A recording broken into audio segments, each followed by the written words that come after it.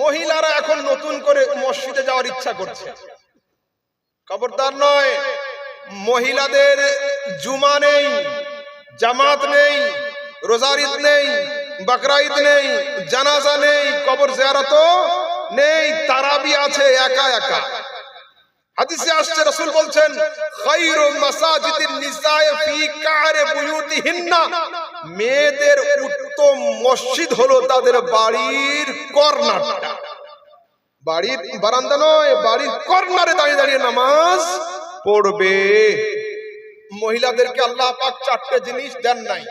মহিলাদেরকে আল্লাহ পাক চারটে জিনিস দেন। কি কি ইয়াদ করো না যুবকরা? নবুয়ত, খেলাফত, রিসালাত, ইমামত।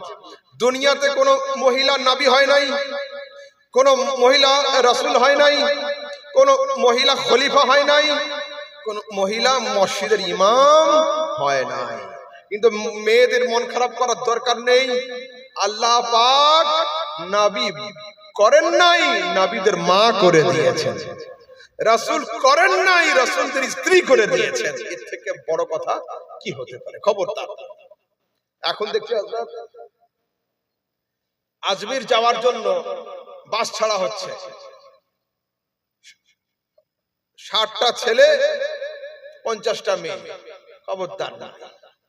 মাজারের উদ্দেশ্য করে মহিলাদের বাড়ি থেকে বের হওয়া, মাজারের উদ্দেশ্যে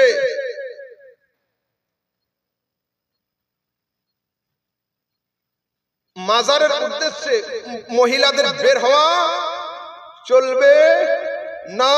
খবরদার নয়। এখন আমাদের সমাজে দেখছি বেশ কিছু জাহেল সুন্নি দাবি করছে 7 বার আজমির গেলে একটা হজের সওয়াব হয়ে যায়। কতবার? 7 বার আজমির গেলে হজের সওয়াব। 7 বার কেন? 700 বার গেলেও হজের সওয়াব হবে না। যদি কেউ দক্ষিণ দিনাজপুর ছেড়ে দিয়ে আজমিরে গিয়ে ঘর তৈরি করে নেয়, তাও হজের সওয়াব হবে না। আজমির গেলে জিয়ারতের ফায়দা হবে, হজের সওয়াব হবে না। আরে যদি কেউ আমার রাসূলের দরবারে 1000 বার হাজিরি দেয়, উমরার সওয়াব পাবে, হজের সওয়াব। হজ আলাদা জিনিস। খবরদার সুন্নিরা এই জাহালাত থেকে সরে এসো।